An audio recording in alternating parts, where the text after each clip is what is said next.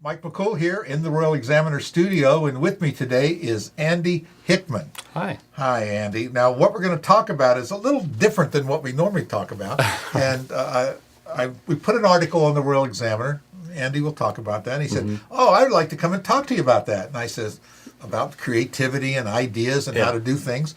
And I said, "Sure, why not?" So he sent me his web stuff, and I looked at it, and I said, I don't have a clue what we're talking about. And he said, well, you have a clue. So we're going to talk about what you do, That's right. How you do it, and how in the world did you get into this? So tell us, the name of his company, by the way, is The Art of Work.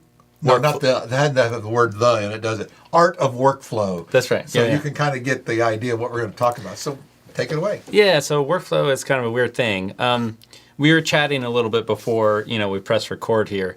And one good reference point for what we're talking about here is this image of like we're all basically carrying a really heavy backpack. We're doing the cognitive equivalent of that, okay? And what workflow is all about is realizing like, hey, I don't have to carry this, right? I can take it off and put it down there. And what that feels like is all of a sudden you have a lot more clarity. You have a lot more space in the mind to think, and you have a lot more energy. Like a lot of people feel like they're not very creative. They are very creative.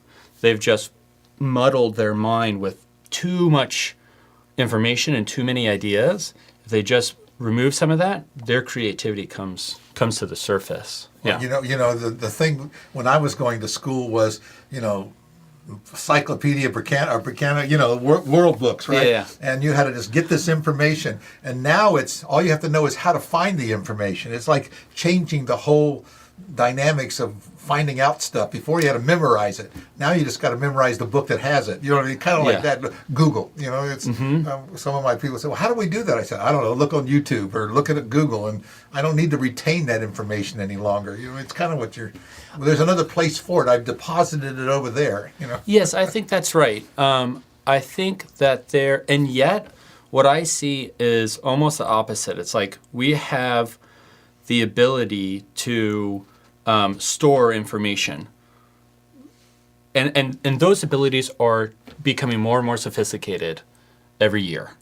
And yet what I see is that we're actually holding on and internalizing more information than ever before. And I think part of why that happens is there's a gap between how we go about engaging with that information and how we're designed to store information and relate to it. And if you don't mind, there's kind of this little thought experiment that usually helps.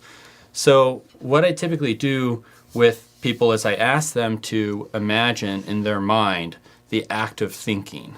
And it might be a little bit weird, but that's weird. Yeah, if you're like watching it, actually do it. Like close your eyes and bring to mind the act of thinking. And when you do that, like what image comes to mind when you imagine thinking? Some little guy, I don't know. Are you allowed to? It might be kind of fun to hear, like the cameraman. Yeah, Mark. when you imagine thinking, like what image comes to mind? Probably none for Mark. Right. Mark blank, right? Okay, but it's hard to come up with that. It is. Well, this is fairly common, right? Yeah. So things I commonly hear are like the famous thinking man statue, Rodin, right. Or I hear like kind of like misty clouds or space, right? Okay. Blackness, I don't know. Right. So why do this? Well, I think it brings to light a gap between how we think of the act of thinking and how thinking actually occurs. So the thinking process, when we do any kind of thinking, in cognitive psychology, there's a couple different names for it. There's embodied cognition, there's distributed cognition. It's all different names for the same reality, which is the senses, our senses, they play a crucial part in the act of thinking. This goes all the way back, Aristotle in metaphysics. He starts off, I forget the book, I think it might be book 4 within metaphysics, but he says all men desire to know. All men desire to know. And he then follows that up with a statement, and it's basically, how do we know that all men desire to know? He says something kind of weird. What he says is that we know this because everyone takes delight in their senses. True. Which is when I first heard that, I was like, what? Why would people delighting in their senses be evidence of everyone desiring to know things? And I think it doesn't strike me as immediately sensical because there's this gap, I think, within the modern age of a disconnect between our physical senses and our cognition. And so what I see is when you look at the ages of work, when we move from the agricultural age into the industrial age, and then from the industrial age into the information age, which we're in now, we see a exponential growth in a couple different things. The abstraction of work and the speed of work. So I was walking through the studio here. It's like the amount of gadgets and tools that we now have between us and our work. It's amazing. Right. Whereas before you compare okay, I'm going to go take this thing and plow a field or something, right? Yeah. One tool did everything, One tool did everything, right? And our primary tool were our hands. Right. Now we're in this situation where the primary tool is the mind. It's the mind, right. And how it interfaces with whatever projects it's creating is through a very low sensorial medium. So I'm tapping keyboards or I'm stroking my finger across a plane of glass. So what this is doing is it's not bad. It's like tools are tools, we should use it. But we should recognize, and this is where the work that we do comes into play. A lot of people are not recognizing that they're in a completely different playing field and that cognitively they're handicapped. Their sensorial relationship with their thoughts is totally essentially faded. And then they're running around wondering why do I feel so almost cognitively bloated and why do I feel so disorganized, right? So part of what I do is I help people restore that natural relationship between their thoughts and their senses, okay? And that comes in different forms. The reason why we connected is this article was about capturing different ideas, right? I forget the creative ideas. Yeah, creative ideas. And it was just talking about, hey, always have a notebook on you or something like that because those ideas will bubble up and you want to I write them stuff down at 2 o'clock in the morning because then if I don't write it down, I forget it. Then I get up to read my note and I can't read the handwriting. Right, exactly. I'm thinking about, Right, so I just knew it was a great idea. part of what happens is, so some people have that habit. They have a notebook or they've got, a notes app on their phone. Mm-hmm. Some people have that habit of writing something down when they think about it, but not a lot of people do. And if you're not consistently writing things down, what you're doing is you are making a trade-off. And you are saying, instead of having this stored somewhere outside of my mind, I'm going to keep it inside my mind. Now, that's not intrinsically a bad thing, but it's a very limited capacity. So we were talking about short-term memory earlier, right? We only have so much short-term memory. I think the joke now is check back later, downloading or searching. It's in there. Right. We just can't access it immediately. Yeah, or using a computer image, right? We all have a certain amount of mental RAM. Well, and they say your subconscious mind is always working. And it's amazing, we'll ask something, oh man, what's that guy's name? I can't think about it. Yeah. 2 or 3 hours later, that name will pop up in your head, right? I mean, because the brain has been looking for that information. It's in there, and that was Andy Hickman. Mm-hmm. Well, the subconscious mind is always working. Yeah. But so a question to pose on that is, why is it working? What kind of things make it work? And typically what's driving that, because you're right, within there's a name for this, is Zeigarnik effect, which was mentioned in the article, I believe. Mm-hmm. But basically what that's holding is that, the mind is always working overtime for closure. And once you know why the mind chews on something, if you can give it what it's looking for, a lot of the different times where a crazy idea bubbles up when you're showering or Sure. something when you're on a walk, we all recognize that happens, but a lot of us are not taking the step of posing the question, why did that just come up? And part of a light bulb for me, and then kind of what I try to help people realize is things, all the ideas are not random. They're coming up for a reason, and things have your attention for a reason. And we can bridge this gap by basically giving our attention to what already has our attention. So what does that actually look like?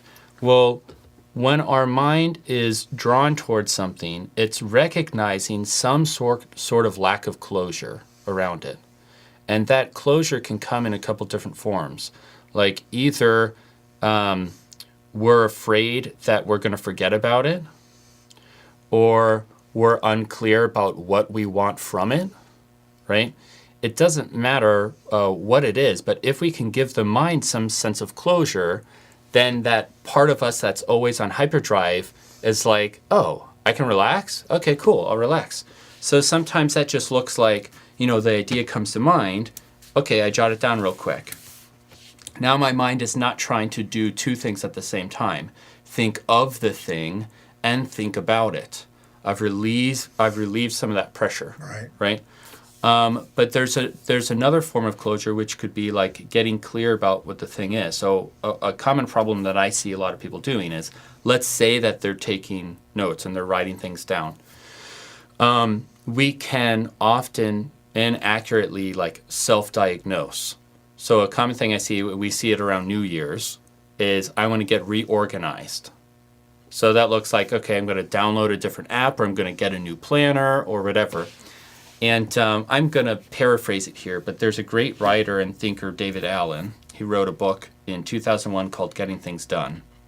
You had mentioned... You probably find it in my library. Right, exactly. I think I have that That's book. my favorite self-help book. So yours was Clutter's Last Stand. Yeah. But what he essentially says in that is a lot of people are trying to get reorganized, and what they do is they reshuffle unclear things from pile to pile. And part of what's behind that sensation of I wish I was more organized really is I am unclear about this stuff. And you can avoid wasting a lot of time by basically taking the thing that you're trying to organize, and instead of like keeping it in your peripheral view and like moving it to a new shiny thing, like look at it right in the eye and be like, wait, what exactly is this? Like, why is this thought here? What am I going to do about it? And if I'm going to do about it, where do I want to park a reminder about that? And those kind of questions can really help. I just take it off my desk and throw it in a box, take the box, put it somewhere else. And if I don't think where it is, then I just take the box and throw the box away. Let me give you a little thing, what I tell you when you said closure. Here's what popped in my mind. How do you ever get a song stuck in your head? Yeah. You know how to get rid of it? No.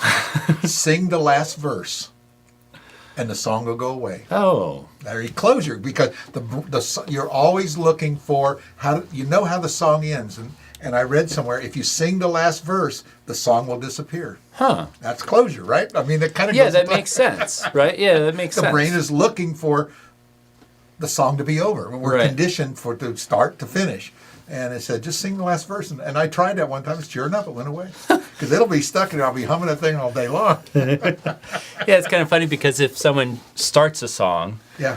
you kind of naturally want to complete Sure, it, right? Jingles. You hear things. Now, that, like say you talk about jingles and they'll say something and you finish it. Yeah. Well, it's over because that's all the jingle was. Right. But if you can't think about what it was, your brain will keep working on that until you find it. And Yeah. It's kind of weird. It's kind of weird. I read something very interesting, and I'm sure it may have nothing to do with it, but the voices in our head, which we all have, Yeah. allows us to read. Oh, wow. We couldn't read unless we have a voice. People say you got a voice in your head, you're a little crazy, but think about that. I thought, I never thought of that before. Yeah, well, this brings up a couple different interesting things. So it's like, again... We're full of all sorts of We're interference. full of all... Yeah. So, well, you know the story about... we didn't typically read inside our head at first. So there's a story of, I think it's St. Ambrose or maybe Jerome or something like that. But someone comes into the room and he's reading a book. And the person says, "What in the world are you doing?" And he says, "Well, I'm reading."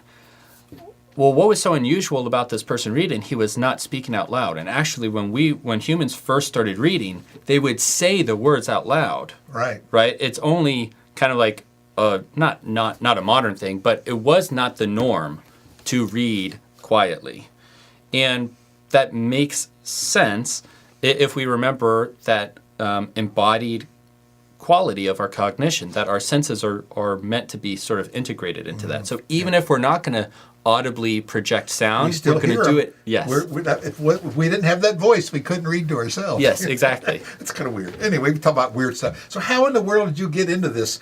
Did you have an aha moment one time and just say, aha, that's what they say. You get an aha moment, right? Yeah, so there's kind of two prongs to this. I mean, one is just kind of just within my own, like, what would you say?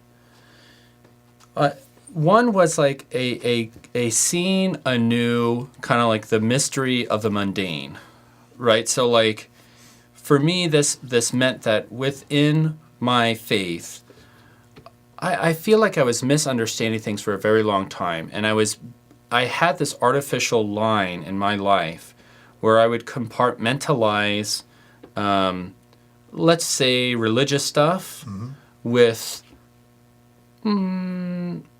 This might spice things up. Secular stuff. Right. Okay. Most people would like to have that line. Something's either religious or secular. Yeah, right. It's a spiritual side or a physical side. So yeah. Exactly. And not to go into all the details because it's kind of a long story, Sure. but basically it was recognizing or seeing the spiritual value of the everyday stuff.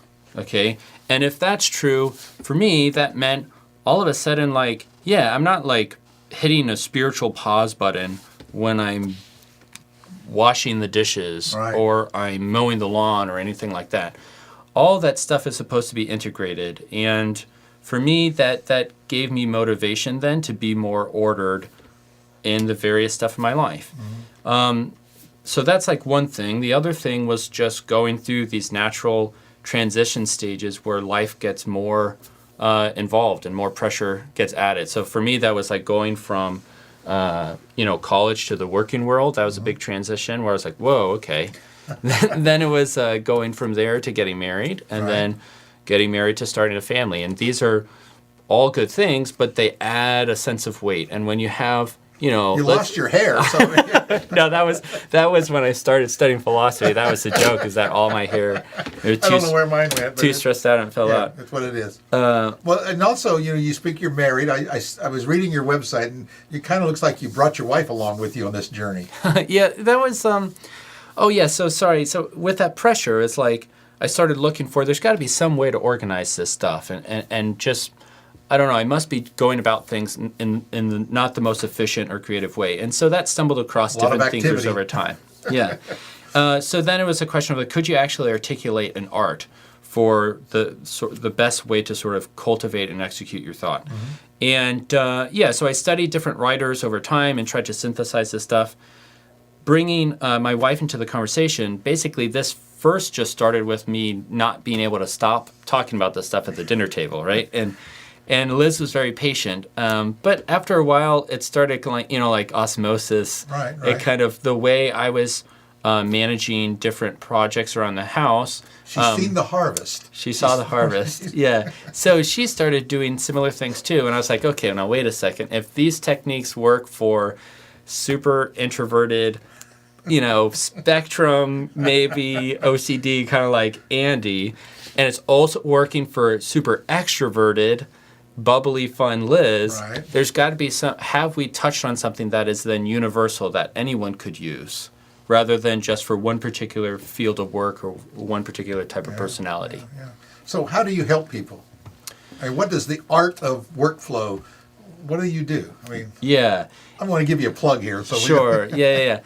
It can kind of, initially when you hear it and there's coaching involved, it can kind of have this like woo-woo feel, like, Sure, what sure. is this? Is like life coaching, or are there any like tangible points where I can like see a touch something solid to this?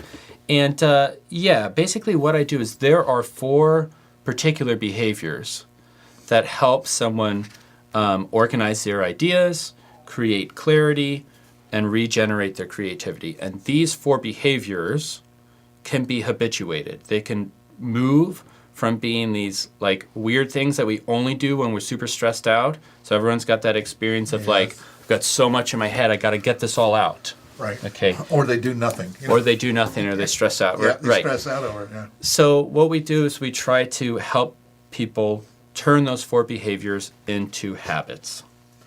You mentioned coaching, and you don't really realize today that, I mean, I don't know what we used to call it, but now that's the word. And I know a lot of people that are successful in business, and most and have coaches. Yeah. And they have coaches, and there is something about sharing and from someone from the outside looking at your life and saying, hey, you're doing good, you're not doing, maybe try this, try that. And it works. Coaching does work. I think can sometimes be a stigma. And then when realizing, then you look at yourself when you're doing that, you find yourself coaching someone else indirectly. I've seen it in my kids. Yeah. All of a sudden they're you're talking to them, and then 6 months later you see them talking to somebody else with the same dialogue you gave them, and you're thinking, oh, that must work. And sometimes the reverse, right? You hear your child say something and you're like, where did they get that from? Yes, I remember that conversation. But it sounds interesting, and I think people should come and look at your website and watch few little videos that are on there. Oh, I appreciate that. Yeah, and I'll put that information below here, the link to your site. I looked it up, artofworkflow.com. It's easy to find, but there's a lot of stuff on there, and you can sign up for a little email thing. I didn't see my email today. It's supposed to come on Wednesday, so I'm going to look when I get back in my email and see if I have it. And, see what it says. Look, I'm going to be sending you something, so I'm going to be looking for it and see what it is. Yeah. Do you mind? There's a couple of resources I could flesh out. Please so do. The thing that you're referencing there is what we've done is we've written a book on workflow, and it goes into the nuts and bolts of those 4 behaviors. And maybe before we wrap up, I could give maybe just one tip for each of these behaviors. Please do that. Sure. Mm-hmm. We need to wrap that around, like, what have we been talking about for the last 10 or 15 minutes? Right. So if they only watch, you got to watch to the end. We'll get concrete and particular. So that resource that you were referring to is a story that we've written. And what we found is sometimes a book can be a little bit too high of a barrier. It's like everyone's got a lot of stuff going on. And sometimes the idea of reading a whole book can be a little bit intimidating. So what we've done is we've taken a book and then basically chopped it up into little bite-sized chunks. And we send that in a weekly email. And there's a couple advantages to that. One, it means it's always on you because most people can access an email from their phone, and that's always on there. So you get like a weird wait before the dentist. Okay, even if you didn't remember to bring a book, you can access a story. The other thing is that it becomes a two-way conversation. So often, I don't know about you, but when I'm reading a book, I'm kind of like, okay, man, why did they say this at this point? And, I'm having a little conversation in the margins. Right. When it's the highlighters going, Right. When it's coming in the form of an email, you can hit reply and ask me, why'd you say this? Or could you give me an example on that? And all of a sudden you have a medium that supports conversation better, right? Yeah. But so that's one resource. Another is we do have a YouTube channel. So if you search Art of Workflow, you can filter searches by channel, and we should be the first channel up on there. Right. But maybe we could conclude with those 4 tips for each of these behaviors. Sure do. Maybe I'll glean these on. I'll see if I can apply them to, if it helps me. I'll let you know. Sure. So I'll just define each behavior and then maybe give a tip for it. Okay. So that first behavior is what we call collecting. So collecting is recognizing what is on the mind and then empowering it by externalizing it. So a lot of us... It's not hoarding then, right? It's not hoarding, right? Okay. So part of that is recognizing. So a lot of us don't recognize what is on the mind. So something can be on the mind without us recognizing it, right? There's interesting, I was in a conversation with somebody, he was saying Plato defined thinking as not just having something on the mind, but having a conversation with yourself. So do you find yourself often having a gnawing, vague sensation in the mind? That probably means something's on your mind, but you haven't recognized it yet. So you leave Thanksgiving and you feel weird. Well, odds are if you kind of pause and be like, why do I feel weird? Actually pose that question to yourself. Be like, that's right. So-and-so said something. I think there's some tension in that relationship, right? And you can bring that to a point. It doesn't have to stay vague. But so recognizing and then externalizing it. So a tip for this is just welcome. Sometimes they say this, prepare the guest room. So ideas bubble up at random times. Work ideas are going to bubble up when you're in the shower. Exactly. Okay, and home ideas are going to bubble up when you're in the office. So embrace the fact that those are bubbling up. They're bubbling up for a reason. So have something ready to collect those. So it could be like a little notebook, or it could be you choose which app on your phone you're going to use for this kind of stuff. Right. But just welcome that stuff and collect it. I find that when I used to do a lot of driving, it's like your subconscious is doing the driving. Yes. All of a sudden, how did I get here? Right? Because I've been thinking, and I listened to something on CD. Yeah. And my wife, she's crocheting. She don't like to listen to it. Well, you've heard it 6 times today. I said, yeah, but I missed it because I was thinking about the first point, and I tuned out everything else that came after it because I'm mulling in my mind, okay, how am I going to apply that? What's that good? Does that work for me? And I'm, like you said, you're thinking about that. Yes. Then all of a sudden, you're on to the next topic and you missed something. So, I play it again. Every time I hear it, I hear something new. Yes. And she doesn't get that. She doesn't like that. So I heard it once. Once is enough. Because she never engaged in the thought. She never thought about it. Maybe that's what it is. Yeah, and the fact that our minds, like... Let me just quote, except 3 days later, she'll take a point and turn it again on me. So she did hear it, right? when your guard's down? Yes. Yeah. She knows all my tricks. She said, I heard you're using that trick you heard on that tape, Right. Oh, gosh, yeah. All right, point 2. Okay, point 2. So it's one thing to sort of take some of that weight off of the mind, right? And to externalize in some way. Well, then the question starts to become like, well, how do I organize this stuff? Okay. One of the things that will save the most headache is to not try to organize anything until you're clear about what it is.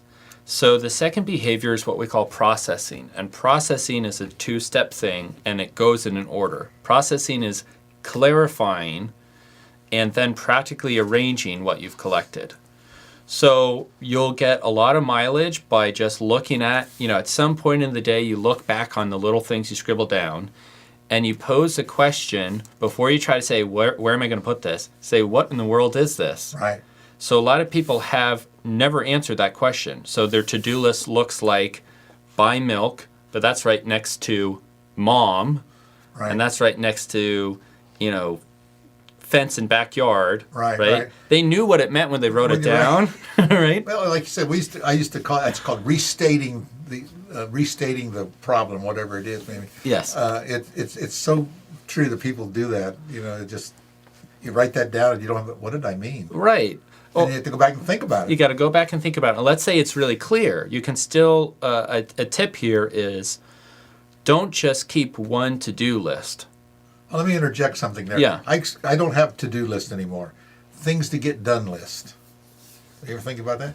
Things to get done. I changed it. What's the distinction there for you? Well, I'm going to the word done. This is get it done. Yeah. To me, it was to do. Well, there's no priority on it. It's just something I got to get done. Okay. It's like things to get done today. And that's, like you have a to-do list. Yeah. And just how I just changed it, and just how my mindset was different. I thought, I wanted to put a little more priority on it. This is my things to do, things to get complete today. Yeah. It can depend on the person's temperament. I've seen some people do almost the opposite.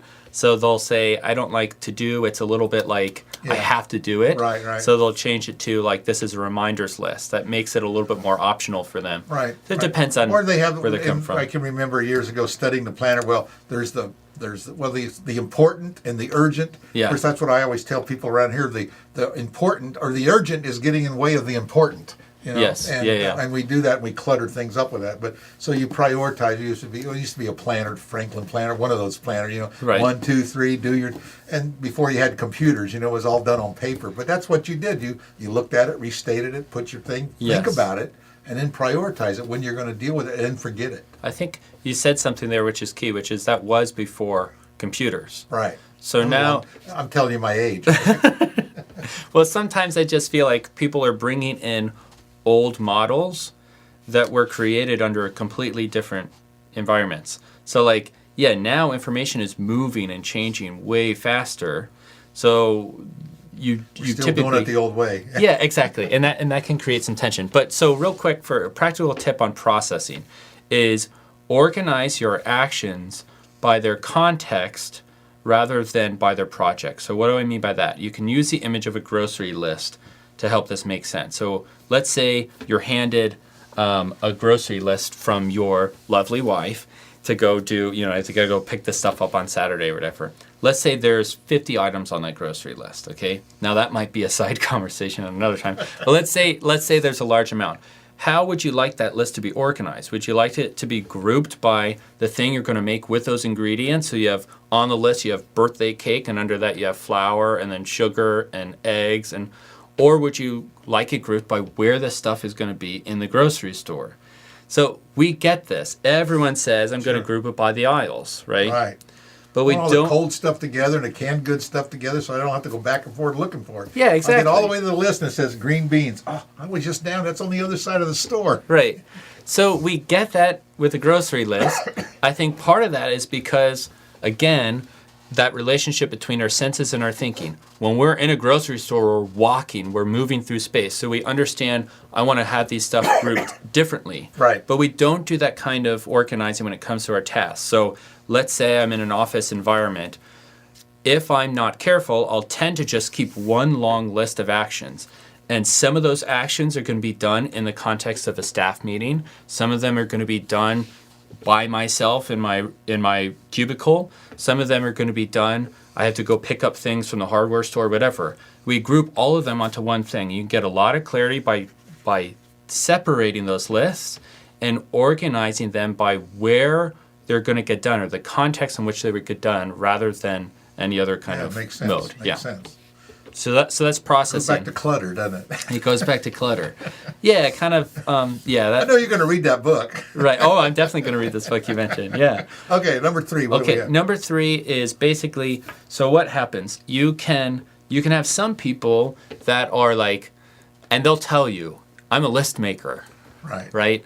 And they take great pride in their lists, but usually. I'll say this. It can sometimes be the case where you're really good at making lists, but it actually slows you down, right? And when it's Wednesday at 1 p.m. or a decision gets changed or a project gets altered, you freeze up, right? The lists are supposed to keep you flexible and loose. They're not supposed to constrain you. And part of the problem there is forgetting that we are supposed to leverage our intuition in the day-to-day decision process. So the third behavior is moving. And moving is making effective action choices by balancing 3 things. And we usually, when a problem is off, when it comes to moving, we're sort of like hyper using one of these 3 things. Those 3 things are your intuition, your analytical thinking, and your lists. So all 3 of those things need to be in some sort of harmony with each other. If you're missing one, you're either going to be too stilted or too loose or too attached to your list or too removed from the list. But those 3 things together is what makes sort of... I write it down on a list, but I never go back and read it. Right. Right, exactly. But it helps me remember. But it does help you think, yes, put I it think, down. Right. Number 4. Okay, so number 4 is reflecting. So part of what makes people nervous about letting their intuition be part of the decision maker, right? There's like a committee, and some people like to have the analytical thinking on that committee and the objectivity of the list on the committee, but the intuition, I mean, that's kind of, it's a fickle friend, right? Well, it is a fickle friend if it's left uninformed. And so part what you're doing is, in this 4th behavior of reflecting, you are continually realigning your intuition and your analytical thinking and your lists by re-engaging with what you've externalized. So everything gathers dust eventually. It doesn't matter if I had a really good brainstorming session. If I then just toss that over there and don't look at it for 2 weeks, it's going to start to grow mold. And simply by re-engaging with your lists, you can keep that intuition informed, and therefore it's actually something that helps you be adaptable and quick, but also accurate, as opposed to if you're never informing that intuition, then it starts to be biased towards things that are loudest and whatnot. Sure. So the practical tip for that is once a week, sit down, give yourself an hour, sit down and look back through your lists. And there's a couple nuanced things that could be done in that, but even if you just did that, you would gain a lot of mileage. All right. See, all the stuff we do on the Royal Examiner, this is deep. You're going to have to watch this 4 or 5 times. But I think the answer is think. Think about it. Try to, what's they talking about? And you go have that little conversation in your head. What do you think? I mean, is that what I we think need to do? I think you tossed me the softball there, but I might I know. I might miss it a little bit. I know. I got to be careful, right? Like, I think you got to think, but when you think about thinking, don't just think like all I can do is think. Right. But here's a good way to put it. If you've got a question in your life, don't limit yourself to the next step for me to do is think about this thing. Write about the thing. If you write, then all of a sudden you're engaging more of your senses into Sure. it, and the thinking's going to be clearer. That's what they say. The more senses you use, the clearer the thoughts. That's right. Yeah. So you see it, you hear it. Like I read it and then I listen to it. Yes. And I write it down. Yeah. So you're engaging those senses, and it makes it a lot. It's more rememberable, so to speak. That's right. Yeah. Well, I think we talked about a lot of stuff today, Andy. It's fun. Yeah. And you live here in Warren County? That's right. Yeah. Did you know that you got a thinker in Warren County? I mean, who would have thunk it, right? Right. Yeah. My wife and I moved here about 6 years ago. We love the town. Yeah, it's great. It's a great place, isn't it? It is, and I know I had mentioned this to you on the phone, but I do want to thank you for the work that you guys are doing here, highlighting businesses. It's awesome. Yeah. It shows you where there's all types of businesses right here in our own backyard. And if you have a business it doesn't matter what it is, give me a ring, shoot me an email. We'll sit down and talk about it, because I thought that was quite interesting. Yeah. And who would have? And your coaching type stuff, your clientele is all over the place. They're not just limited to Warren County. This virtual world, this technology has opened up a market that 20 years ago you'd have been just isolated into one little physical area where you would, you'd have been in New York City. You wouldn't have been in Front Royal, Virginia, right? Right. Yeah. So you can work in these things, and I think people are looking out. When I say that, I mean people from the big cities are looking out into the countryside for a different perspective. Mm-hmm. People have relocated. I always tell people, you can live anywhere you want in this country. That's the great thing about it. You can live anywhere you want. Yeah, it's tremendous. Do what I did. You bring your job with you. Right. That's exactly right. Well, Andy, great talking to you. I'm sure people are lost. That was a waste of my 15 minutes or 20 minutes or probably 30. I don't know how long it was. It was interesting to me, and that's all that matters, So, but again, we appreciate you coming in and say hi to Liz. And, and thank you for your time. Again, we're going to put Andy's information below the video. Check it out. Go to his website. Get his email thing. Check it out. Maybe it's for you. Maybe it's not. But think about it. All right? Great. Well, thank you so much for having me. Appreciate it.